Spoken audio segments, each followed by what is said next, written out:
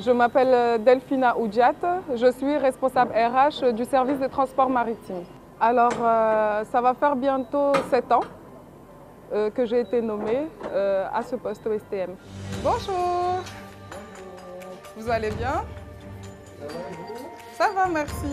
Et j'ai fait un bac STT AK, Action et Communication Administrative, au lycée de Petite-Terre. Ensuite, je suis partie en métropole, à Bordeaux, où j'ai fait un BTS assistant de direction. Maintenant, ça s'appelle assistant manager.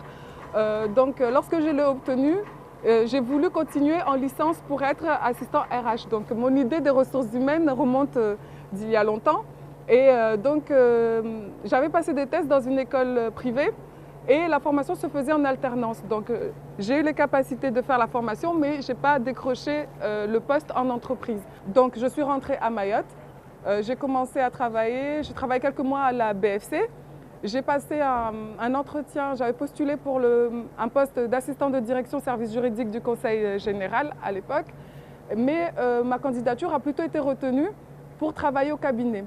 Donc je me suis retrouvée pendant 2 ans et demi l'assistante du président du conseil départemental. Lorsque j'ai entendu dire qu'un poste de correspondant RH se créait au STM, j'ai postulé. Et on m'a fait confiance, je suis venue au STM. Bonjour, ça va? Alors comment ça se passe là, les travaux au niveau du chantier? On a une marée, c'est bon. On a une marée et on doit enlever un propulseur, remettre une autre dans une marée. C'est-à-dire, tout en sachant qu'une marée comprend quoi?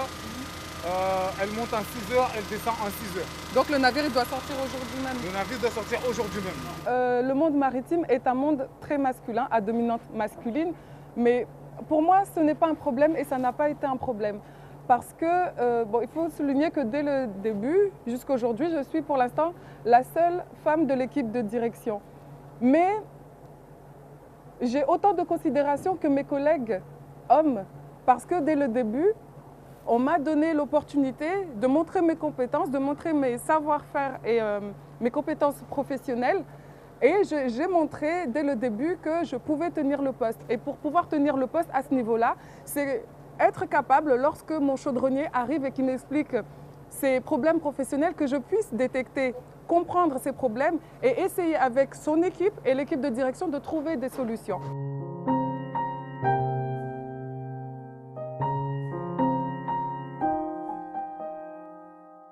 La société nous a montré, et nous avons su montrer aussi à Mayotte, que les femmes peuvent accéder à n'importe quel poste. Nous avons toujours eu des rêves. D'ailleurs, ça se voit aujourd'hui, même dans le monde du privé, la majorité des entrepreneurs sont des femmes. Donc aujourd'hui, nous devons continuer à rêver, nous devons continuer à nous donner la chance d'aller jusqu'au bout de ces rêves, concrétiser nos projets professionnels. Et si nous avons la possibilité d'avoir une personne à côté, que ce soit une femme ou un homme, mais qui nous aide à porter nos projets, il ne faut pas hésiter. Il faut foncer et se dire que notre rêve est à notre portée et c'est à nous de tout faire pour y arriver.